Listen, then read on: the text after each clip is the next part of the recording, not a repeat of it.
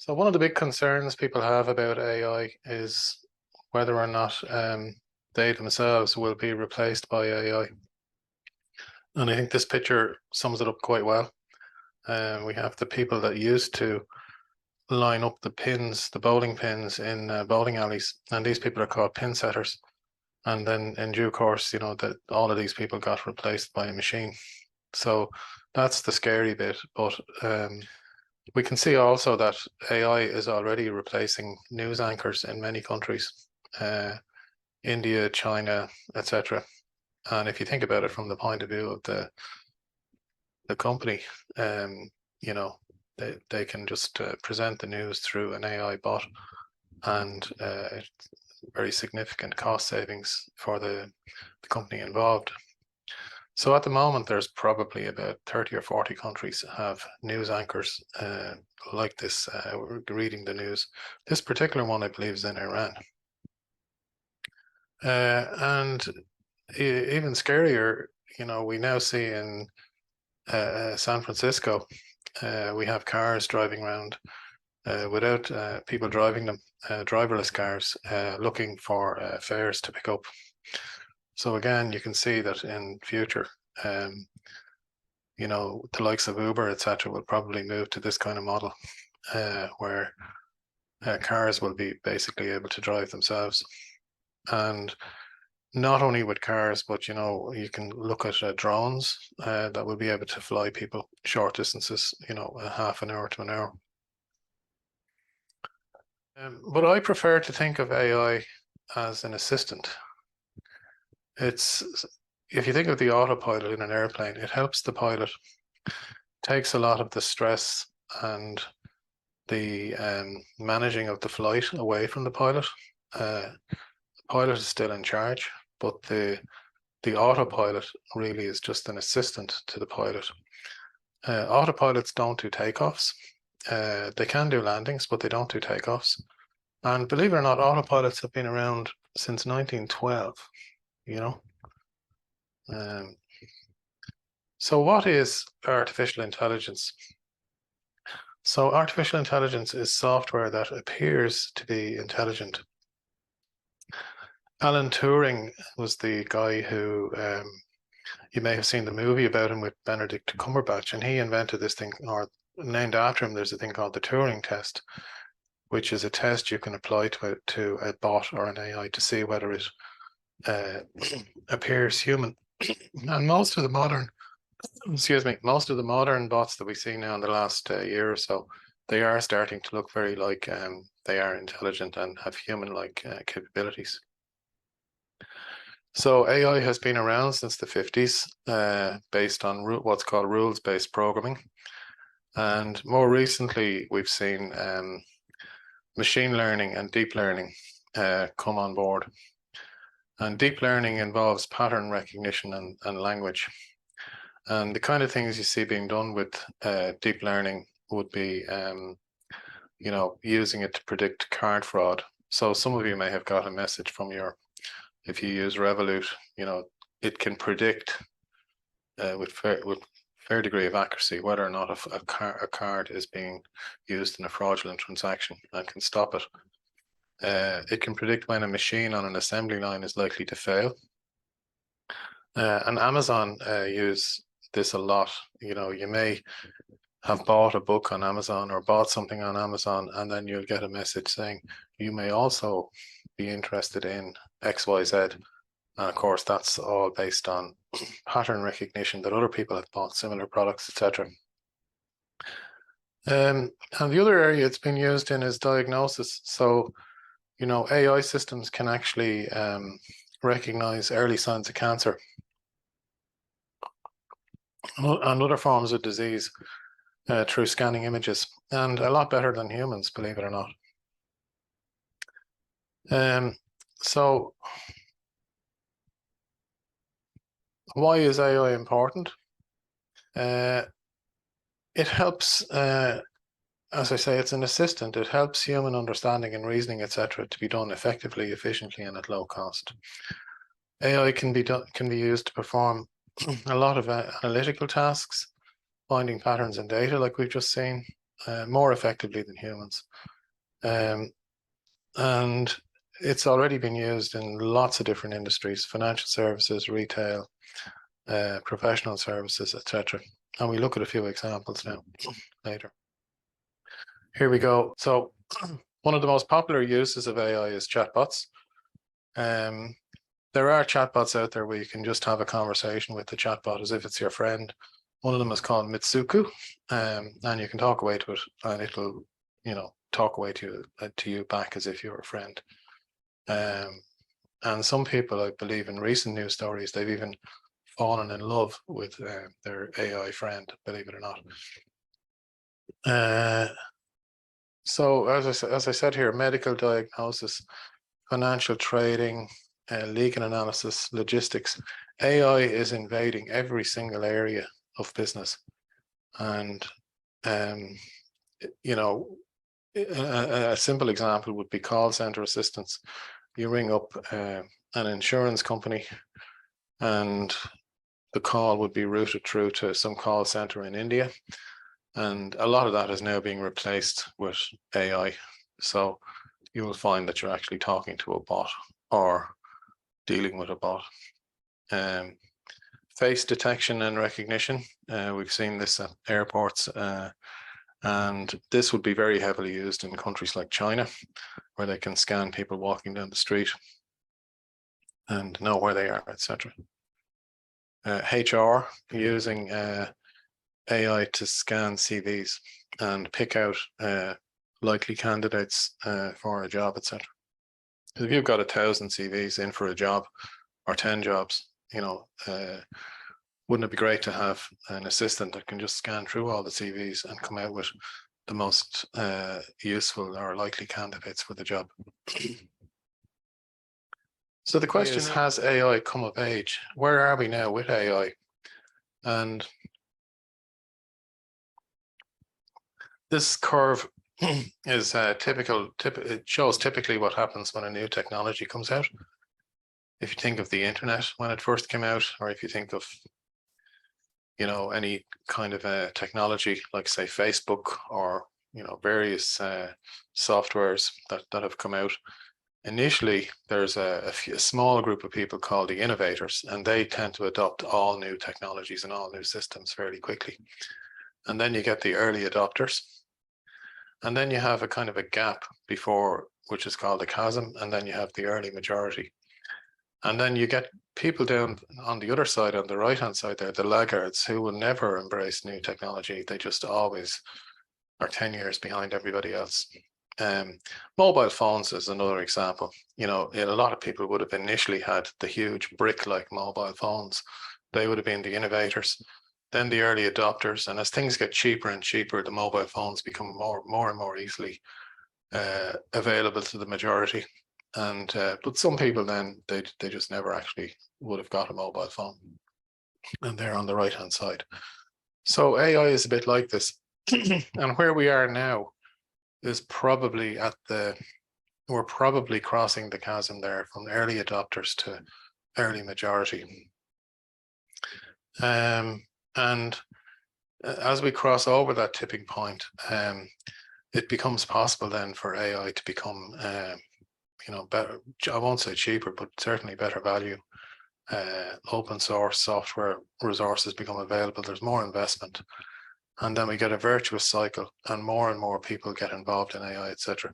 So if we look to the future over the next 5 years, we could probably see a situation where AI will be generally adapted and used in professional services and in lots of different industries, and regarded as quite normal.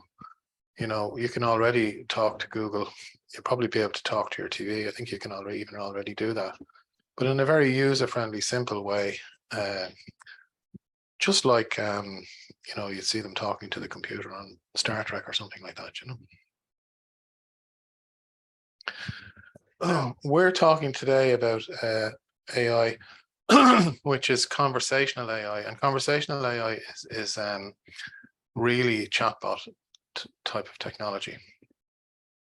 And what we've noticed since our bot Ezylia went live over the last month, since 1st of August, a lot of people confuse the bot and the AI with a search engine.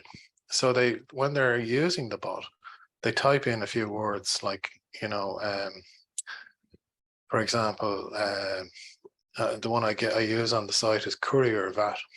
So if you were talking to another person, you wouldn't say to them courier VAT.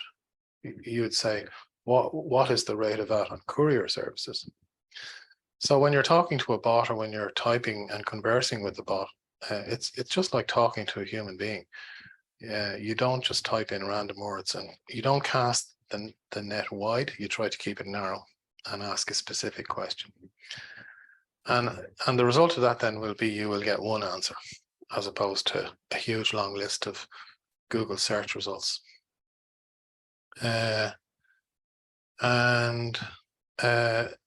So it gives us a single human-like answer, and as well as that too, the bot gets better with use. It improves as time goes on. So the use or the usefulness of conversational AI is that when a question has been asked before, the bot will recognize that. And even if it's asked in a different format, and give the correct answer. So if you think about it, lots of questions relating to tax or law or whatever, they have been asked lots of different times. And an AI system is a great way to bring them together and give the answer that's required. What's the benefit of having AI? It saves all the time. It can take staff through a checklist, just like the AI system or is used for the autopilot. It can free up staff time, because staff can now ask questions and get answers themselves, and your staff can self-train and self-educate. And as some of our customers have seen, you can use the bot to actually write letters to a client. And when the bot is writing a letter or whatever, it can actually include points in the letter that you may well have forgotten. Recently, I saw a letter being asked on the bot, and it had to do with tax reliefs for people who are incapacitated. And probably most of us would probably think 3 or 4 of those, blind persons, tax credit, the guide dog for blind people, probably, cars, relief from VAT for buying cars for disabled people, etc. But the bot actually picked up about 12, because it was going into LPT, dirt, and lots of other, areas where incapacitated persons could get tax relief. So it was a lot more complete. And this, of course, then leads to increased productivity. And myself using the bot before it went live in August, typically saving 3 to 4 hours a week in time. And I would imagine that's the same for most users. So let's look at some tools that are used in AI, and different kind. These are these are text to image tools, and the first one there is Midjourney, and another one which is very similar to Midjourney is Stable Diffusion and NVIDIA Canvas. So let's just look at an example of how we can use Midjourney. Get a photograph of a sandy beach fringed by palm trees with a young family having fun in the waves, etc. And so when you do that, a couple of seconds now, it should generate the picture. Bear with me. And we see here that Midjourney then can take the text that I've entered into it, and you see the picture here is beginning to form. I presume everybody can see what I'm sharing now. Apologies about that. So you can imagine the benefits of using Midjourney in the kind of design, etc. industry. So here we have generated from text images of a family having fun on the beach in the Caribbean. And then you can pick a particular picture that you want and download it, etc. And you can change it around and do lots of things with it.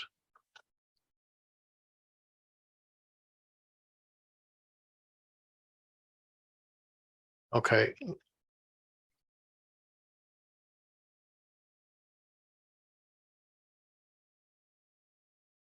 Somebody's saying there the chat is disabled as well. We'll be having a break at about 10, guys. So what I'll do is I will make sure that the chat is enabled and you can see the slides, etc. So that, or you can access the material. So that's Midjourney. I'm getting back to the slides now.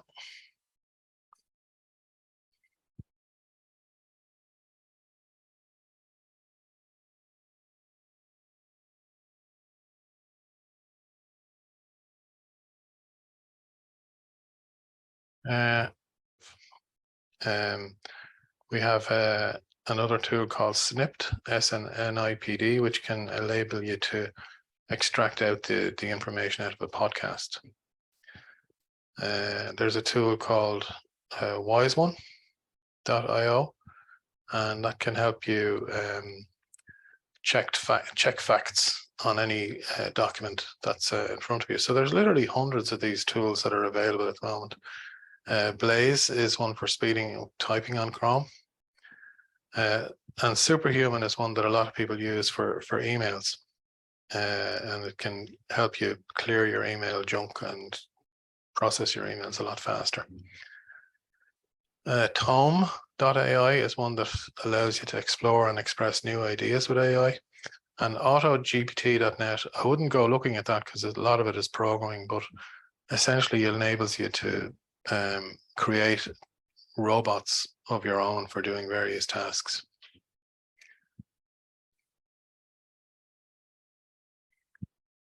Now, tools you can use, some of these you may have seen talked about in the newspapers as well. Speechify, Descript, 11 Labs, Morph, these are all voice tools for AI purposes.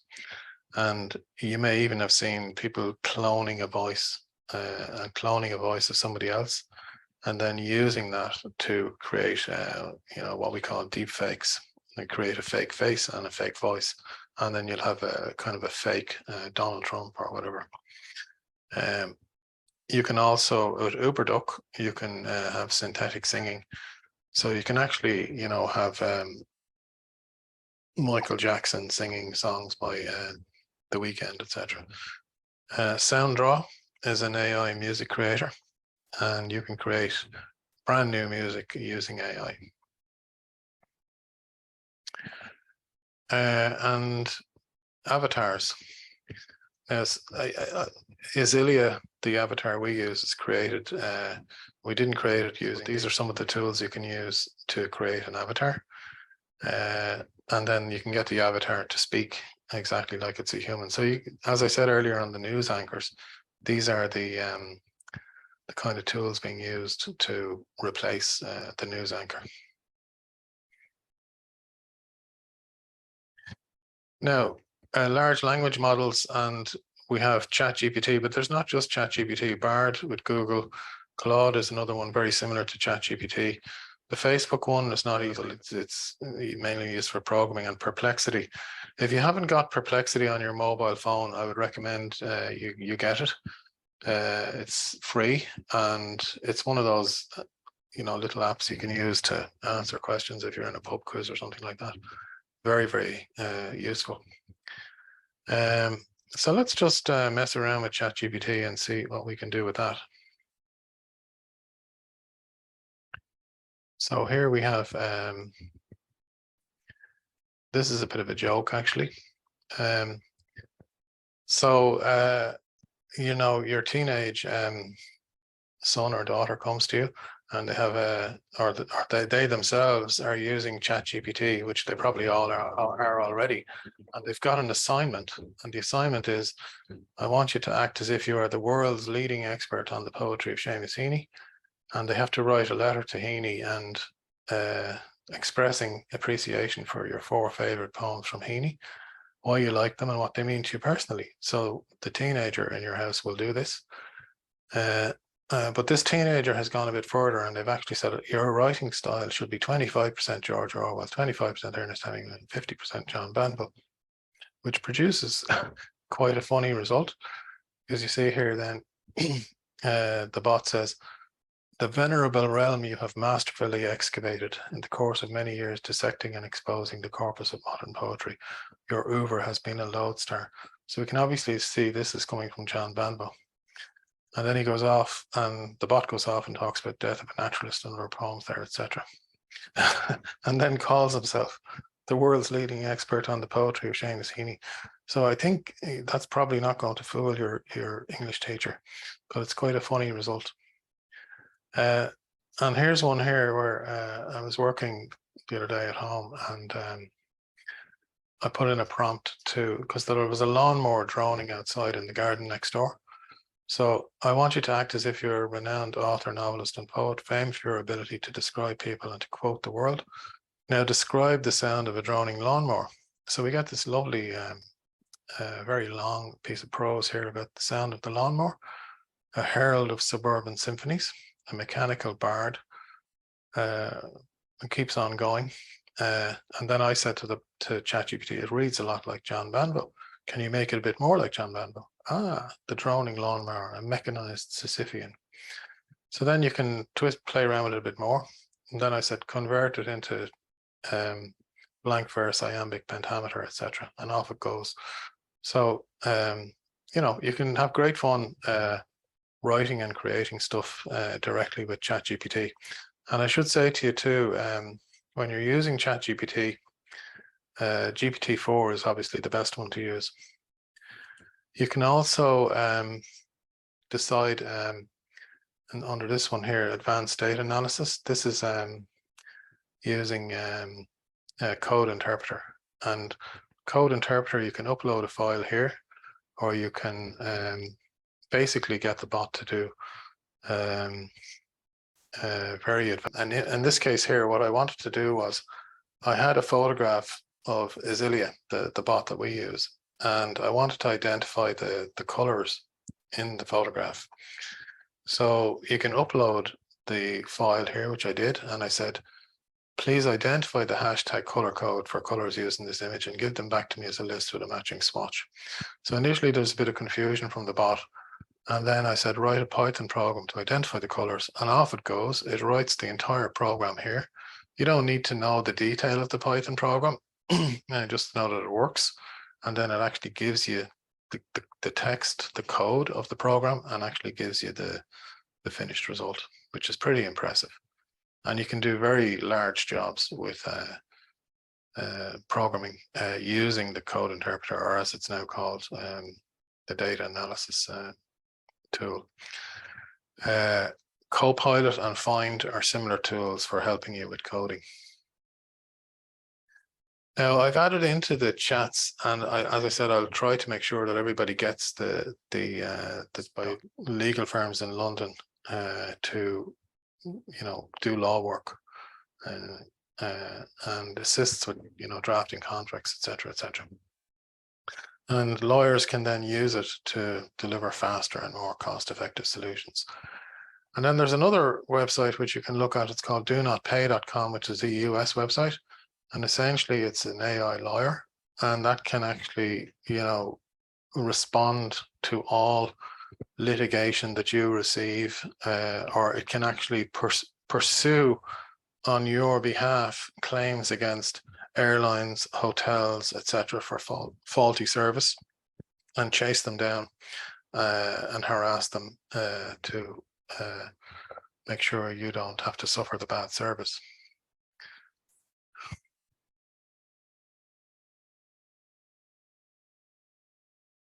So, and I think this is the last one on this. Maybe it's not.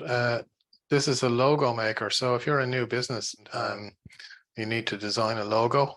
The typical way of doing it would be you'd go off to a designer, and a few weeks later you'd get a logo. This gives you a very quick way to get a logo fairly quickly.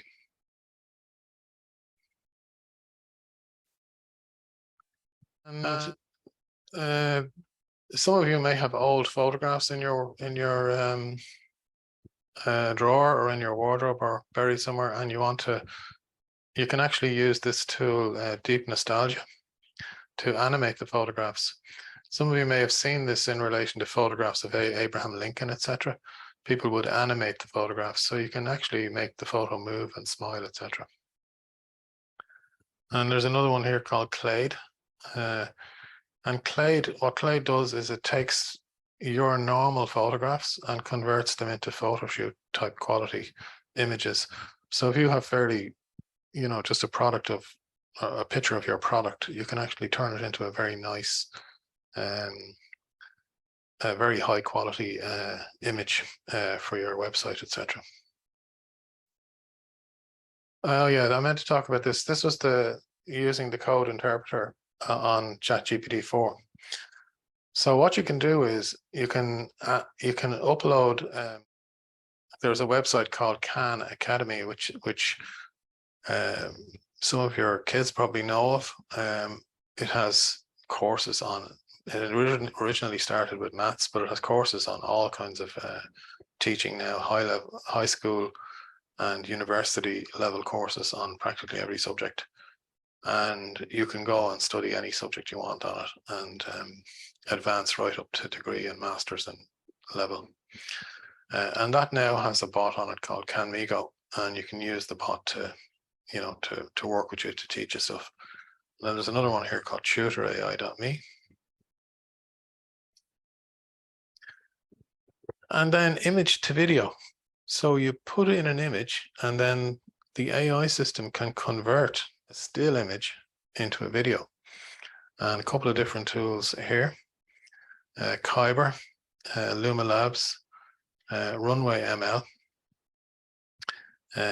Generation 2 is the one to use because the earlier one isn't that good. Pictory, and the one we saw earlier on from Deep Nostalgia is pretty similar to this. Still image is made to move. Wonder Dynamics, and this one's very good. You can actually create virtual rooms with it, Versi.ai. If you don't feel like you have the energy to build yourself a website and you want it all to be done fairly quickly without any great effort, lots of different websites. I've only put down 2 here, but Mixo and Durable.co, and you will have a website created in 5 or 10 minutes fairly quickly. You just put in the information and it'll do the website for you. So I'm going to take a break. Hi, it's Ezylia here from Tax World. It's not easy to navigate the ever-growing labyrinth of tax regulations while juggling client demands and revenue expectations. Imagine if you had a personal, intelligent assistant that was trained on millions of pages of tax data, capable of instantly answering tax queries, summarizing complex tax topics, writing client correspondence, and significantly reducing your research time, all the while elevating your team's efficiency. That vision is now a reality. Ask me anything. I was designed with your needs in mind. The wealth of knowledge I have accumulated is now at your fingertips, enabling you to save invaluable time, avoid costly errors, and serve your clients more effectively and efficiently. I am ready to help you elevate your practice to new heights. Remember, you're not alone in the world of taxes. You've got me, Ezylia. Let's look at some examples of what I can do. Here's a question I've recently answered on Tax World. Can you summarize how VAT applies to repairs of movable goods? My reply reads, sure, according to the Value Added Tax Consolidation Act 2010, VATCA 2010, VAT applies to repairs of movable goods as follows. The reduced rate of VAT, 13.5%, applies to the repair or maintenance of movable goods and modification of used movable goods.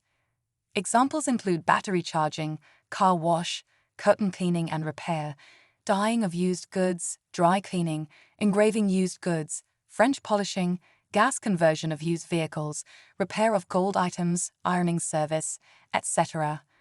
I won't bother reading the rest as you get the idea. I can concisely summarize tax information. For example, when asked, can you summarize the main points of entrepreneur relief in the form of a letter to a client? My reply reads, subject, understanding entrepreneurial relief and its benefits. Dear client, I hope this message finds you well. I am writing to provide you with a summary of the key points regarding entrepreneurial relief, a tax relief scheme that could potentially be beneficial to you. Entrepreneurial relief is a scheme that provides a reduced capital gains tax, CGT, rate of 10% for disposals of qualifying business assets. This relief applies to assets that you have owned for not less than 3 years, up to a lifetime limit of €1 million. It's important to note that this relief does not apply to development land or investment assets. If you are considering disposing of private company shares, there are certain conditions that must be met to qualify for this relief. Firstly, you must have owned not less than 5% of the shares in the trading company or its holding company for a continuous period of 3 years at any time. Secondly, you must have been a full-time working director of the company for not less than 3 years prior to the disposal. I won't bother reading the rest as you get the idea. I can write a letter to a client. Here's an example. Write me a client letter summarizing residential zone land tax. My reply was: Subject: Summary of residential zoned land tax. Dear client's name, I hope this letter finds you well. I am writing to provide you with a summary of the residential zoned land tax, RZLT, as per the recent legislation. The RZLT is an annual tax calculated at 3% of the market value of land that is zoned as being suitable for residential development and is serviced. This tax applies to land that, from 1 January 2022, falls within this category. Each local authority is responsible for preparing and publishing a map identifying land within the scope of the tax. These maps will be updated annually to reflect any changes in the zoning and servicing status of the land. It's important to note that there are several exclusions from the scope of the tax. I won't bother reading the rest as you get the idea. I can write a letter to a client. Here's an example. Write me a client letter summarizing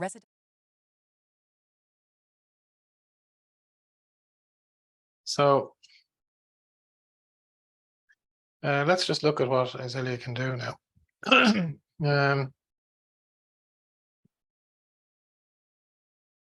So when you go to the Tax World website, there's an area here called Ask, and this is where the questions get asked, the members area questions, and then you can actually go here to ask Ezylia a question.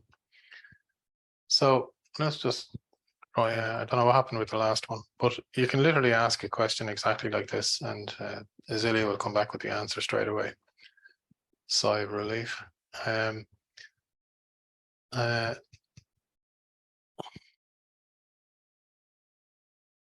Yeah, so that's a question from a member, or somebody there asking that actual question. It's a fairly basic question. And you can see the bot comes up with the answer there straight away.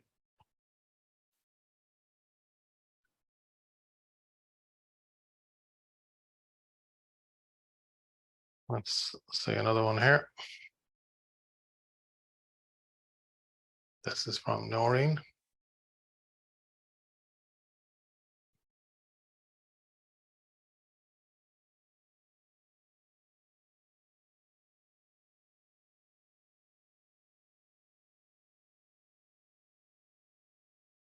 Now I'm asking, you know, dealing with all the questions in the thread. I should probably really open a new thread for each one.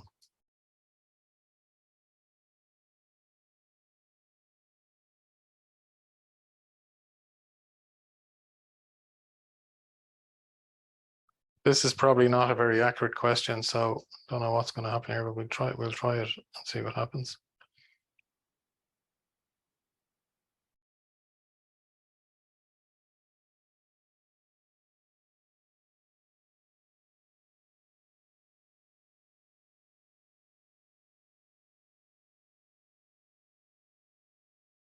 Yeah.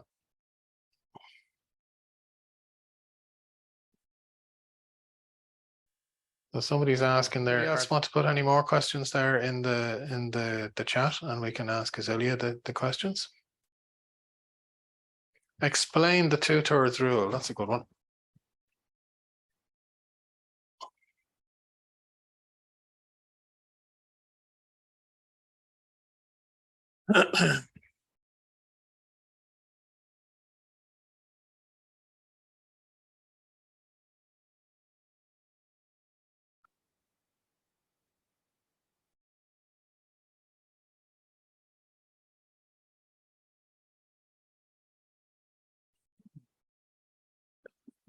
Now somebody says here, how reliable are the answers?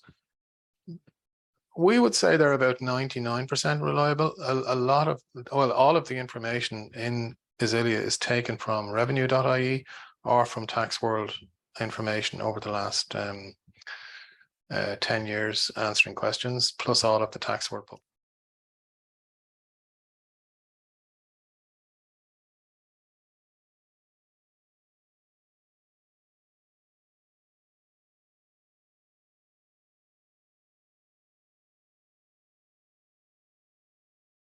These are questions I'm just taking from the chat.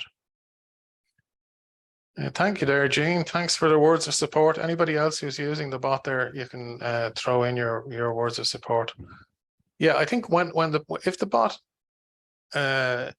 if your question is actually asked wrongly, the bot can actually pick up a wrong meaning out of the question. So if you just throw in random words, you're not really helping the situation. You need to be very specific about what you're actually asking. How is Airbnb income assessed? Can you write a letter? We'll try that one and see what happens.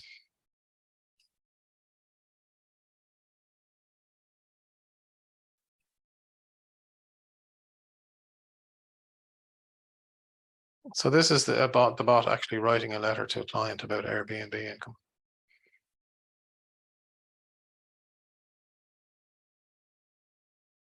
Which is quite good. And if you think of the time saving involved in drafting this letter, it's phenomenal. So normally what would happen is the junior member of staff or whatever, any person member of staff would write the letter, give it to the manager or give it to the partner. They'd review it. And then if it's okay, send it out.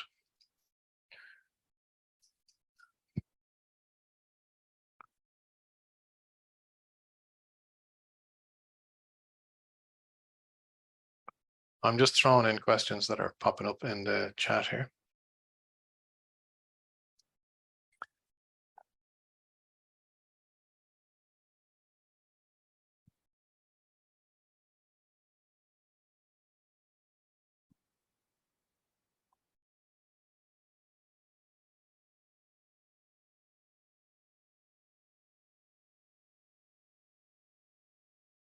So somebody's asked in the chat here, someone employed by an Irish company working in Canada and paid by a US company.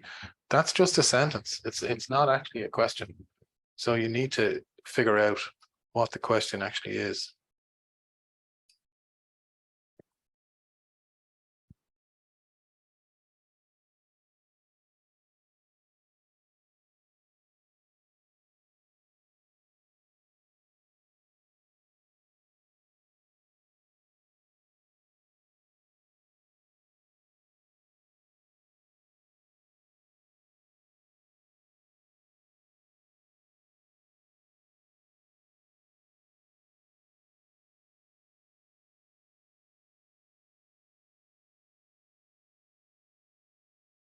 So Ray Mulligan is saying here, do you find that firms will just copy and paste the letter from the bot, or is there, obviously there's corrections to be made, or people want to change the text around?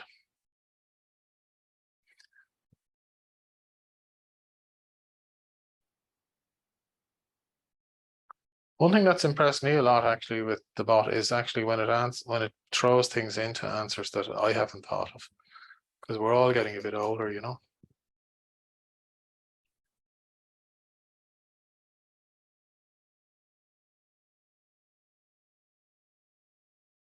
I actually don't know what this question means, the one I'm posting in now, but I'm going to put it in anyway and see what happens.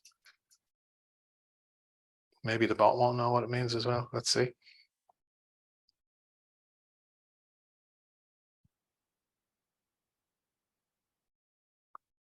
Very good.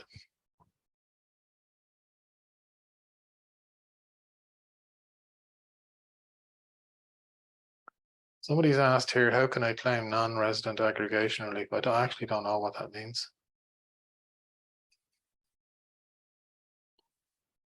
I don't understand this question here, but maybe the bot does.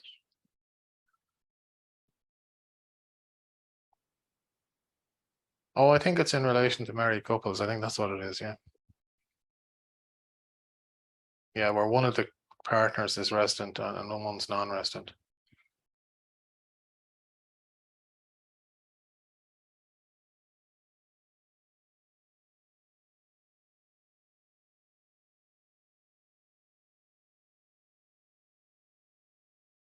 Any more questions from people there? You want to throw them into the chat and we see what Ezylia has to say about them?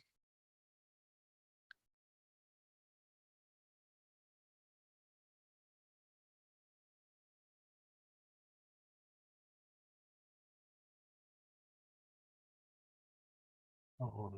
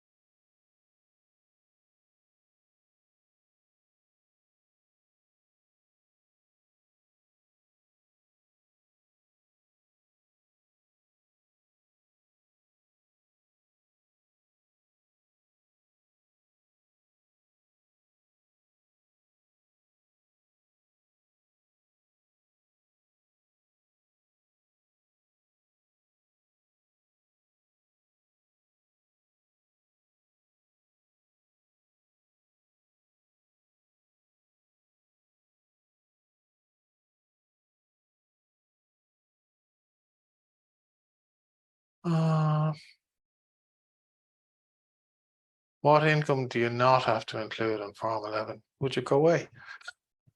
No, all income. Yeah, will the bot, somebody says here, will the bot draw on experience, for example? It does draw on experience, and basically we look at it every week and we look to see what it's learning, and we, help it to improve its learning. So we're constantly, refining it and fine-tuning it to make it better.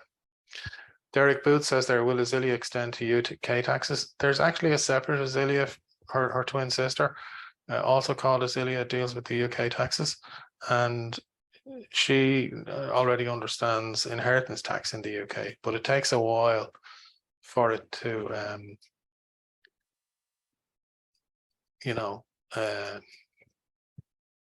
learn the rest of the UK taxes. So the full UK version will be available probably February or March next year. Somebody says here, how do you set up Ezylia? And that's the question. I'll just go on to that now. I think we've answered enough questions here. You can see that it works and you can see how fast it is. You go along to taxworld.ie here, and you just click on sign up or sign up. If you're already a TaxWorld member, then you're probably already using it, or you just need to upgrade. So if you are already a TaxWorld member and you want to upgrade, just send us an email and say to TaxWorld, sales@taxworld.ie, and just type in the word upgrade, and we will get the message and we'll upgrade you. If you're not a member of TaxWorld and you want to join, just go along to TaxWorld, sign up, and then this will bring you to this page, and then you just fill in your details there, and we will then set you up immediately with the bot, and you'll have it like within a couple of minutes.